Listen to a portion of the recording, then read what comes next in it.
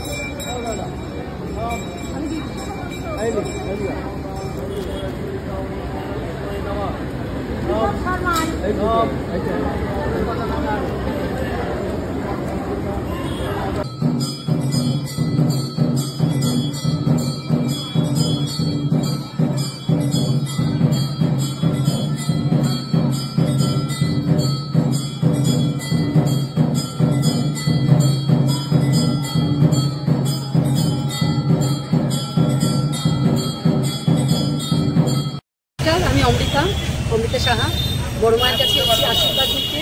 আমার 3 সেপ্টেম্বর মুভিটা রিলিজ করছে সমস্ত সিনেমা হলে।